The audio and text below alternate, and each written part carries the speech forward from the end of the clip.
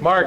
Okay. Tankers that were like that. Yeah, that's the Disney Sherman. They converted them So what? to And you was Disney Seen in the man cave. and they were If you look on the driver's side of the thing, there's a emblem of very Mickey much like Mouse. that, but the tankers- 1959, 82nd Armored Division had a parade for Armor Parade Day, and as a FU to the High Command, they decorated 4 of their vehicles with Disney characters.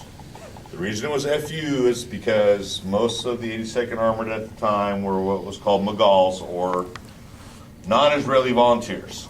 And it wasn't David Ben-Gurion. I don't remember who the guy in charge was at the time, but he had a dreaded fear that they would have a coup and they wanted their armored corps to be Israeli. So they were going to disband the 82nd Armored, and all the Mughals were going to be let go. So anyways, it's basically the Dragon kit. Had to do a couple alterations, not many. Decals and markings are from Sabingo Martin. The crew, driver, co-driver, and loader are Resi cast. The commander is Sabingo Martin. And I had to shave off all their berets and fit those stupid Russian tanker helmets on. Was not fun. Padding's much better than a beret. What? The berets padding. look cool. Yeah, the beret. Well, Well, that's they did certain parades and berets too, and I would have preferred the berets because then I would have had to spend all the time shaving to get those stupid helmets to fit. It's typical Dragon kit. Few problems with instructions. Nothing new there. Oh, Shock yeah, of those are shocks. those fabric.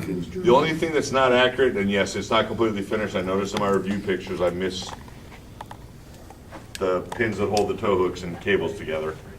So I'll be painting that this weekend, but for whatever reason, Dragon's kit doesn't have the tow cable holder that sits right there in the picture.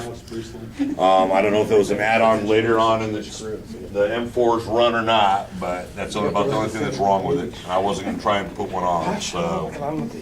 Well, this is an Israeli tank, right? Yes, Yeah. well, yeah, It's a Sherman, but it's, yeah. correct. So of course, they made lots of modifications to it, so.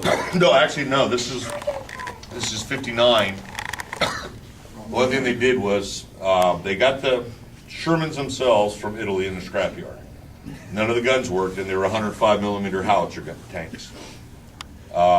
They purchased 16 M3A2s with workable 75 millimeter guns, and that's why the howitzer turret has a 75 millimeter gun and mantlet in it.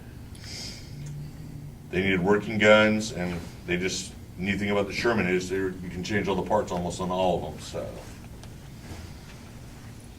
They didn't really start heavily modifying until later when they got more and more Shermans. Didn't they also buy a turret from France on later Shermans? Well, that's where the M50 came from. Yeah. They didn't buy it from, they designed it in cooperation with. Oh, yeah, it was made by France, yeah. My next build's gonna be an M1 Sherman because the French needed cash, so they started selling stuff. AMX-13 turn on? Yes, they did. No, that was the Egyptians. It's called the M4A2 Hybrid / FL10. And I have one of those in the works as well. Those look really cool.